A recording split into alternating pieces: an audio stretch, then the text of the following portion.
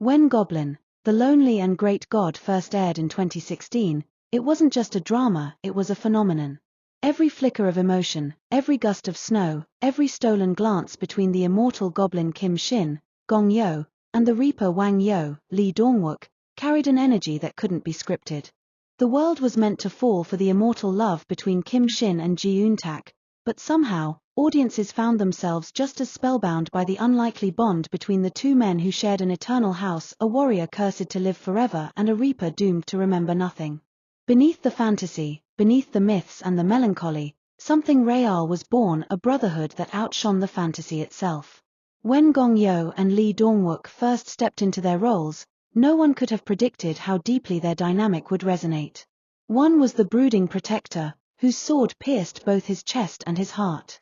The other, the elegant angel of death, whose pale composure masked centuries of guilt. On paper, they were enemies.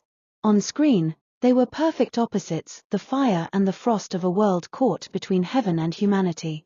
But what no camera could truly capture was how effortlessly real their chemistry felt. It wasn't just acting. It was something almost spiritual. Gong Yoo's grounded, emotional approach met Lee Dong-wook's controlled subtlety in a balance that made every argument, every shared meal, every awkward household moment pulse with authenticity. Fans didn't just see two characters cohabiting in a cursed mansion, they saw two souls learning to breathe in the same eternity. What made their bond unforgettable was its quietness. There were no flowery declarations, no confessions, no promises. Just glances. Small, hesitant smiles. A warmth disguised as mockery. A care expressed through irritation. When Kim Shin mocked the Reaper for his lack of memory, the teasing carried tenderness.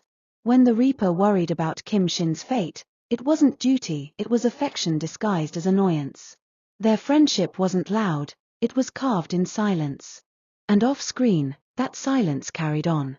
Gong Yoo, known for his introspective and humble personality, found in Lee Dong-wook a kindred spirit. They weren't the kind of co-stars to flaunt their friendship with viral selfies or rehearsed interviews. Instead, their connection revealed itself in the smallest details, quiet laughter during behind-the-scenes moments, long conversations during downtime, and the way they always spoke of each other with a certain reverence. In interviews, Gong Yoo once said, "Dong-wook is someone who understands the stillness between words," and Lee Dong-wook replied, "Gong Yoo brings warmth to even the coldest scenes." It was more than respect, it was recognition. In Goblin, the sword in Kim Shin's chest was more than a weapon, it was a metaphor. It symbolized guilt, purpose, and the haunting weight of immortality. But perhaps what fans didn't realize was that the scythe of the Reaper carried the same symbolic weight. Both were cursed men, trapped in time, one unable to die, the other unable to live fully. When they met, they became mirrors of each other. The Goblin's humor chipped away at the Reaper's coldness, the Reaper's patience softened the Goblin's rage. They became each other's punishment and salvation. There's a moment, one small, quiet scene, that still lives rent-free in the hearts of fans. Kim Shin and the Reaper sitting in their dimly lit living room, the sound of rain filling the silence. Nothing is said. No magic, no fight, no laughter. Just two men, cursed by heaven, finally finding peace in each other's company. That moment was the soul of Goblin, and it was the reason their bond transcended even the most romantic subplot. After Goblin, fans wondered if their connection would fade, another case of on-screen chemistry lost to the fast-moving tide of fame. But the Brotherhood only grew deeper. When Gong Yoo appeared on Lee Dong-wook's talk show Because I Want to Talk, the energy between them was instantly familiar. The playful teasing returned, the mutual respect shone brighter than ever. Gong Yoo admitted that he rarely did variety shows, yet he made an exception for Dong-wook, a gesture that said everything without words. Their conversation was unscripted, raw, and strangely intimate. They spoke not as co-stars but as men who had walked through the same storm of fame, expectation, and emotion. Every smile was genuine, every pause carried a story that only they could understand. Off-camera, fans noticed that their bond continued in subtle gestures, birthday wishes, quiet support during new projects, and the absence of performative friendship. They didn't need to prove anything to the public because what existed between them had already been proven in the eyes of millions.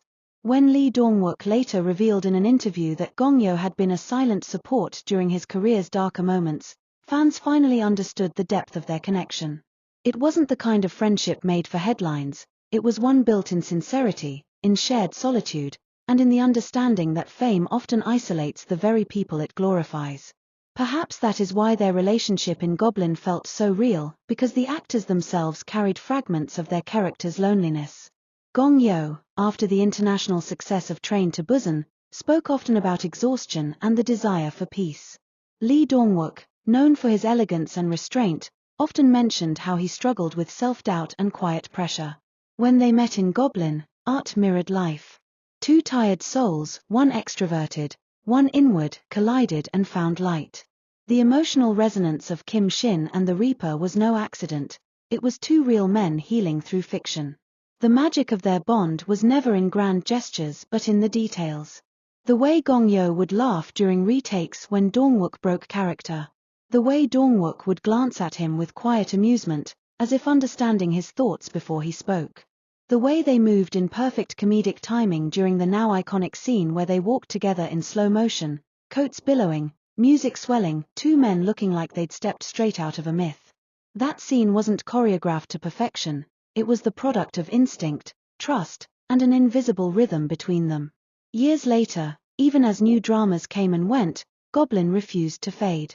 And whenever fans rewatch it, they don't just revisit the story of love between the Goblin and his bride, they revisit the soul of a friendship that felt divinely timed. The image of the Goblin turning to the Reaper with that rare, genuine smile, one that said "thank you for being here in my eternity," remains one of the most hauntingly beautiful moments in Korean drama history. Behind every fantasy lies a truth. The truth here was that Gong Yoo and Lee Dong-wook understood each other on a level that needed no explanation. They didn't play their characters, they became them. Gong Yoo's sorrow became Kim Shin's burden, Lee Dong-wook's quiet empathy became the Reaper's redemption. In every shared glance, you could feel a dialogue that went beyond lines, something like, "I see you. I understand your silence."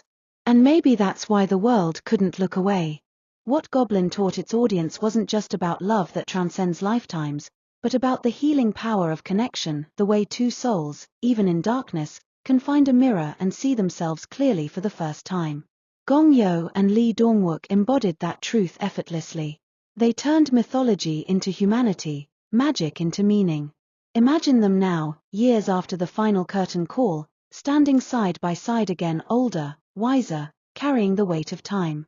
Gong Yoo, the eternal warrior who found rest, Lee Dong-wook, the Reaper who learned to live again. Fans dream of their reunion not merely to relive Goblin, but to witness the evolution of that brotherhood. What would happen if they met again on screen, not as immortals, but as men whose paths cross by fate? The thought alone feels like a continuation written in the stars. Their story, both on and off screen, remains a gentle reminder that some connections defy explanation. They exist between souls, not scripts. They are carved not by time, but by recognition. Gong Yoo and Lee Dong-wook didn't just outshine the fantasy, they became the very essence of it. So when the snow falls and the old theme music plays, when fans whisper about the Guardian and the Reaper who once shared eternity, the truth glimmers quietly beneath the nostalgia.